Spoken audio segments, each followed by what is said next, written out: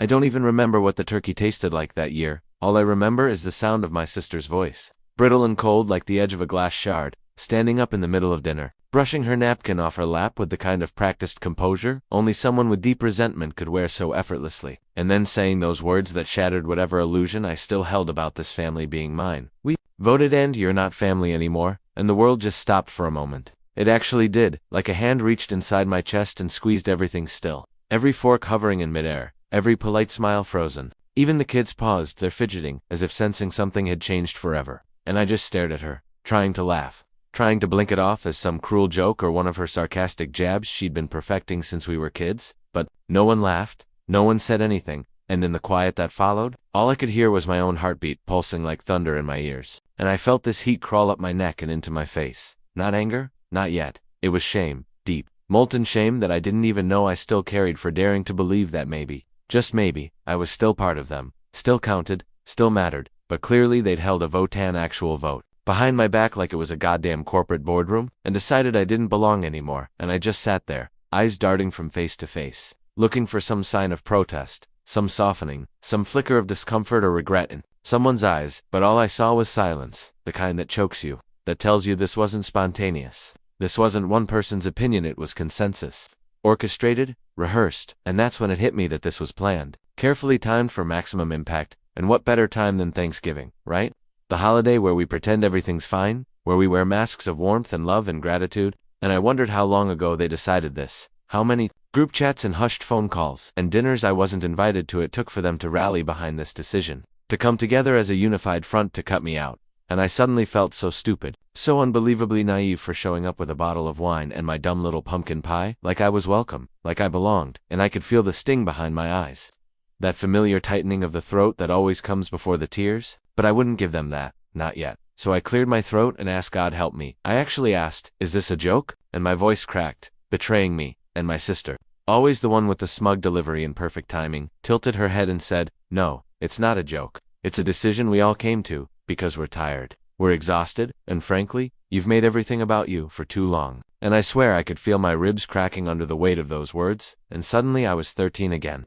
Hiding in my room because she told everyone I wet the bed, and they laughed. Or 16, being left behind because they all went on a trip and said I wasn't invited because I'd ruined the vibe. Or 22 crying in the hospital waiting room while they were inside with mom, refusing to let me in because I was too emotional. And all those moments I'd stuffed down, all those slights I convinced myself didn't matter, came rushing up like a tidal wave of humiliation and grief, and I wanted to scream, to ask them what the hell I did that was so unforgivable, what crime I committed that made me unworthy of basic familial decency. But all I could do was sit there, cheeks burning, hands clenched in my lap, watching as my brother passed the gravy boat like nothing had happened, like this was just another Thursday, and my dad, God bless him, couldn't even look me in the eye, just stared at his plate like if he looked up, he'd have to confront the fact that he was letting this happen, letting his daughter be exiled, like some kind of criminal. And I felt something snap inside me, something small but crucial, like the last thread of a rope finally giving out, and I realized I really was alone. Not metaphorically, not in the self-pitying way I used to feel alone when I didn't get a call back or wasn't invited somewhere. No,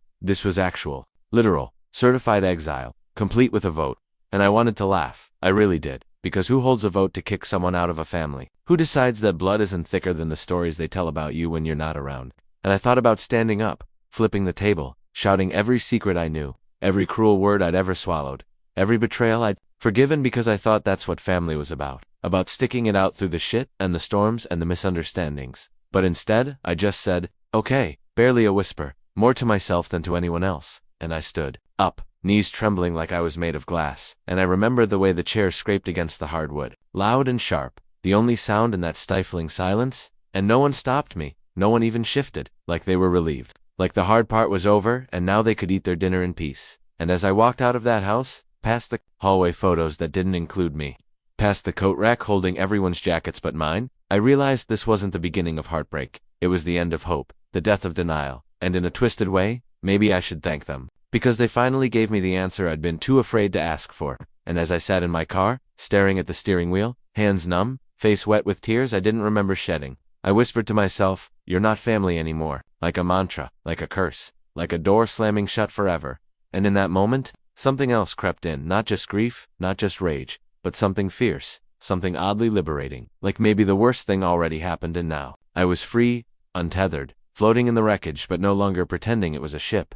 I don't know how long I sat there in the car, engine off, the cold seeping in through the cracks of the windows like a quiet reminder that everything I'd known had changed, that there was no going back, no apology I could make, no plea I could whisper that would rewind the moment when my sister Rachel, the one who used to braid my hair and read me stories when I had nightmares, stood up and declared that I was no longer part of the family. And what haunted me more than her words was the silence that followed. The way my father stared down at his mashed potatoes like they were a lifeboat.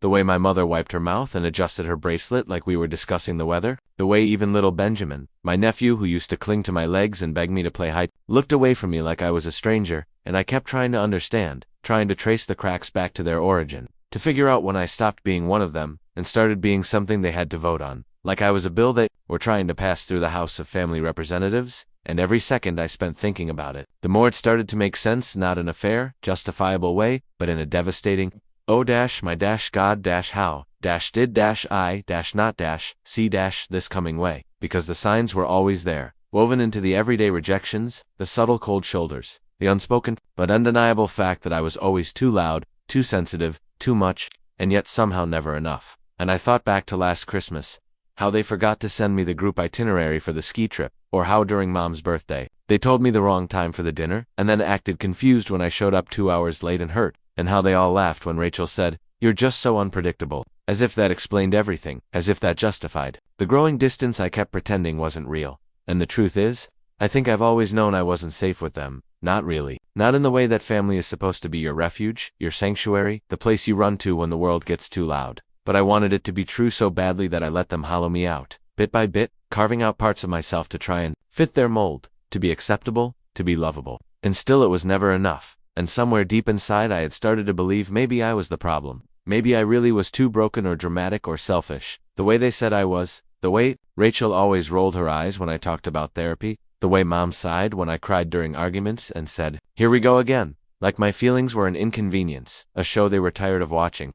And I remember one time, I must have been 19, I called Dad in the middle of the night, sobbing, because my roommate had tried to take her own life and I didn't know what to do, and he told me to calm down, to get a grip, to call someone else because he was tired and had work in the morning. And I remember hanging up and lying on the cold kitchen floor, listening to the hum of the refrigerator and thinking, maybe this is just how it is, maybe I just take up too much space. And in that moment, in that dark kitchen with a broken heart and a world that felt like it had shrunk around me, I decided to become smaller, quieter, more agreeable, and I spent years trying to be the version of me they could love, only to be met with empty smiles and backhanded compliments and the crushing loneliness of being surrounded by people who know your history but not your heart. And now here I was, years later, alone again, only this time they made it official. They said it out loud, put it in the air where it couldn't be ignored or rationalized away. And I kept wondering, what exactly did I do that was so unforgivable? Was it the time I asked Rachel why she always left me out of her plans? Was it the time I called Mom crying after my breakup?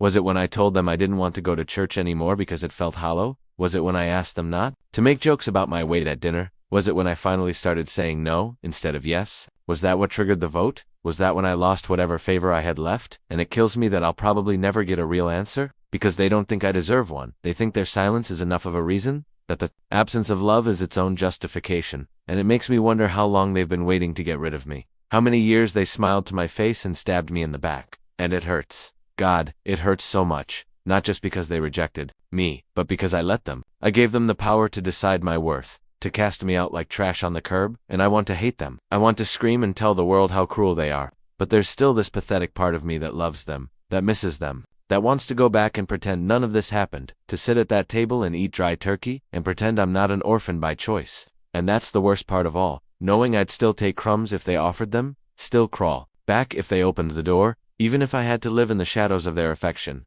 Because love is a hell of a drug, and familial love, the idea of it, is the most addictive of all. And now I'm sitting in this dark apartment with a half-eaten pie in the fridge and my phone on silent, waiting for a text that will never come, because I think they meant it. I think they really meant that I'm not family anymore, and if I'm not family, then who the hell am I? What am I rooted to? What memories do I belong to? And the grief of that loss feels like a phantom limb, an ache in a place that used to be part of me. And every time I try to sleep, I see Rachel's face, that perfect mask of confidence and cruelty, and I hear her voiceagain.com and cruel. We voted, like I was up for elimination, like I was on a goddamn reality show, and I wonder if she felt powerful, if it gave her the satisfaction she's always craved, being the one to deliver the blow, and maybe she thought she was doing me a favor. Maybe she convinced herself this was merciful, but all she did was confirm what I'd feared all my life, that I was always one misstep away from being too much to love.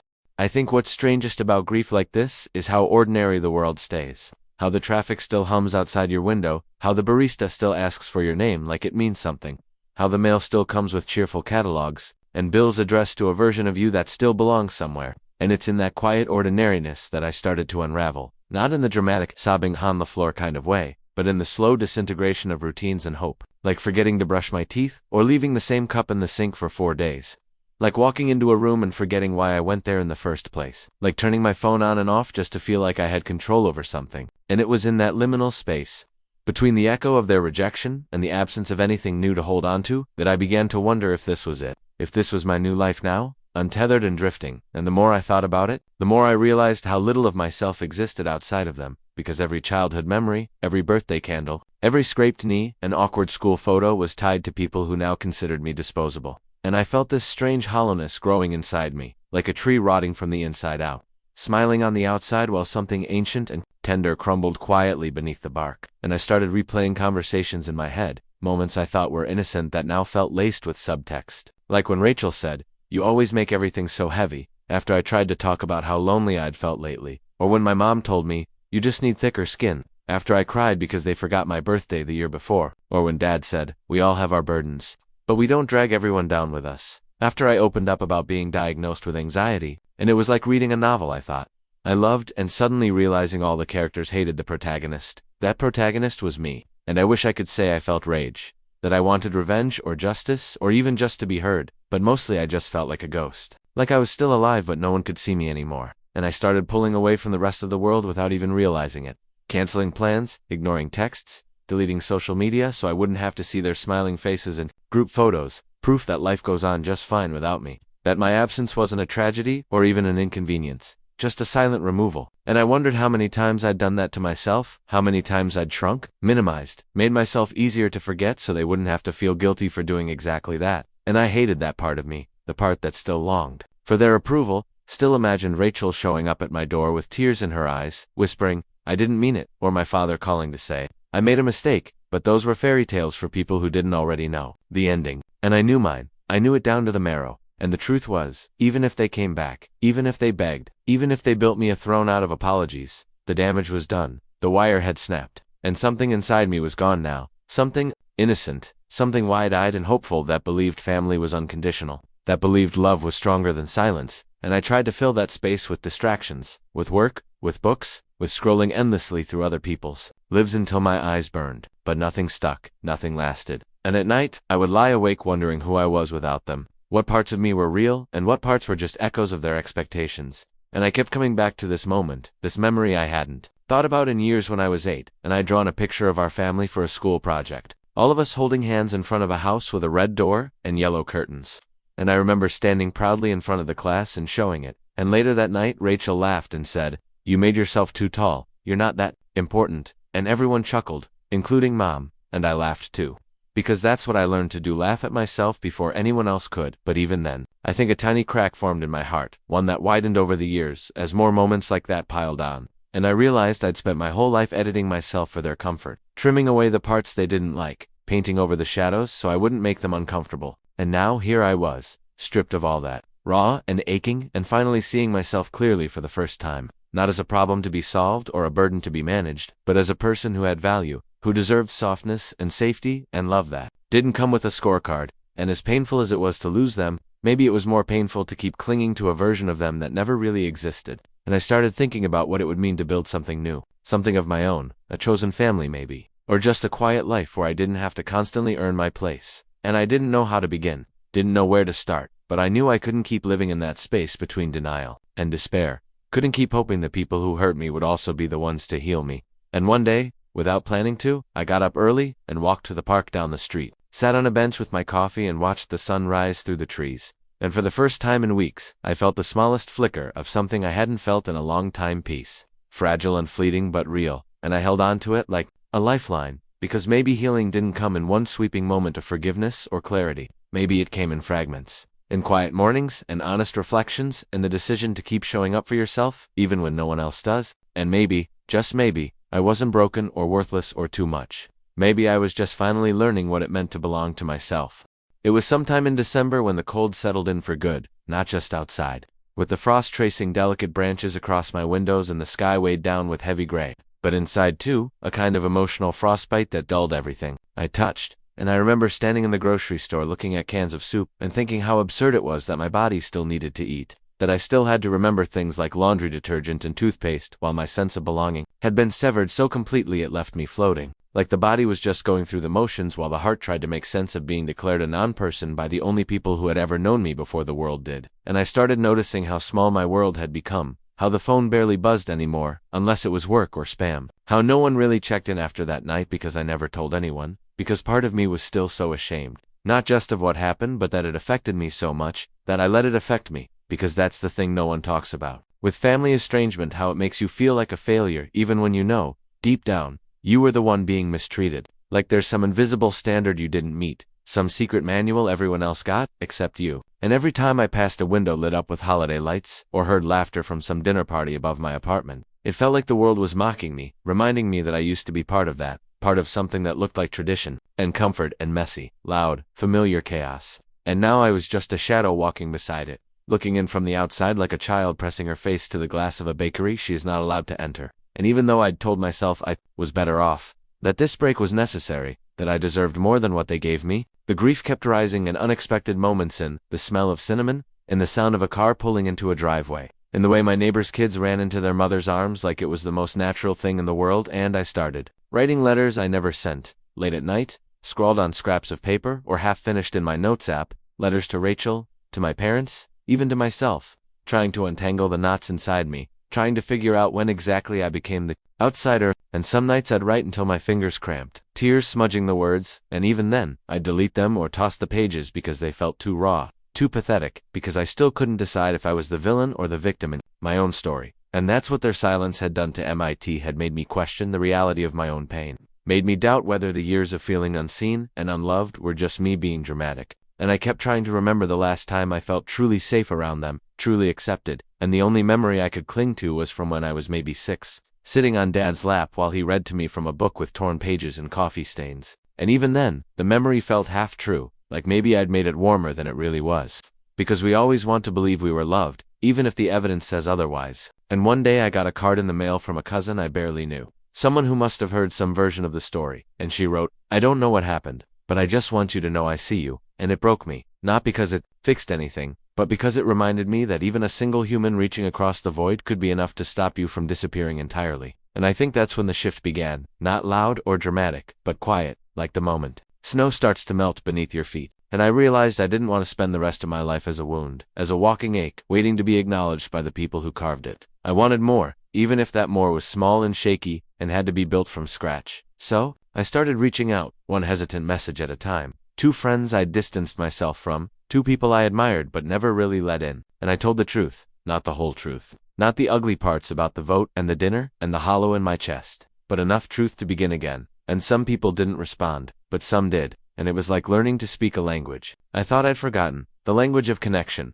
of choosing and being chosen. And I began seeing a therapist again. And this time, I didn't filter my pain for palatability. I just poured it out, jagged and raw. And she didn't flinch, didn't try to fix me or rush me to forgiveness. She just sat with me in it. And that presence, that simple act of witnessing, began to stitch something back together in me that I hadn't realized was torn. And I think I cried more in those sessions than I had in years. Not just for what happened, but for all the years I'd been carrying the weight of trying to be lovable on their terms. And for the first time, I started asking myself what I wanted from this life, what kind of peace I could build on the ashes. And I started journaling not just about the pain but about the possibilities, about the dreams I'd put on hold waiting for their approval, about the parts of myself I'd buried to make room for their expectations. And I began imagining a life where love was abundant and freely given, where I didn't have to prove my worth at every turn. And slowly, that vision became something I reached for, something realer than the table I was banished from, and I stopped checking their social media, stopped replaying the dinner in my mind like a bad movie I couldn't stop watching, stopped hoping they'd reach out with some magical apology that would make it all okay, because I didn't need their apology anymore. I needed my own permission to move on. And on New Year's Eve, I lit a candle, not in some spiritual, ritualistic way, but in a simple, defiant act of light against the dark.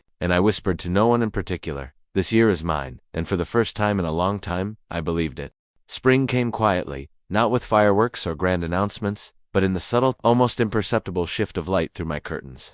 In the way the air no longer bit at my skin when I opened the windows, and one morning I stepped outside, and smelled the faintest trace of lilac and felt, for the first time in what felt like years, a softness in my chest where the ache used to live. And I stood there barefoot on the balcony, coffee in hand, and thought to myself, I made it through, not triumphantly, not unscarred, but I was still here, and that mattered. That counted, and in the weeks that followed, I found myself laughing more real laughter, the kind that bubbles up from somewhere genuine, not the brittle, tight-lipped smile I used to wear like armor when I was with them. And I found myself noticing beauty again, the shape of clouds, the laughter of children in the park, the way strangers' dogs sometimes ran up to me like they knew I needed a bit of warmth, and I began to wonder if maybe this was what healing looked like, not forgetting, not erasing, but learning how to live beside the wound, without letting it define the entire story. And I still thought about them, of course I did. I'd see a family out to brunch, and something in my stomach would twist, or I'd hear someone say my sister, and instinctively flinch before remembering my sister had cast me out with the calm of someone reading a grocery list. But those moments didn't hollow me out anymore. They didn't drag me back under, they passed like shadows across the wall, reminders of a life I survived. And sometimes I'd think about that night, that dinner, that sentence we voted, and instead of breaking me, it made me pause. Because for so long I'd been the one waiting to be voted in, waiting for someone to choose me, to accept me, to validate me. And now I understood that the only vote that ever really mattered was mine. That the moment I stopped casting myself as unworthy was the moment I began to truly belong to myself, to this messy, unpredictable, painfully beautiful life. And it wasn't like I had everything figured out, far from it. I still had nights where the silence was loud and the loneliness hit like a wave. Still had dreams where I was sitting at that table and they were all smiling again, like nothing had ever gone wrong, and I'd wake up gasping with grief all over again.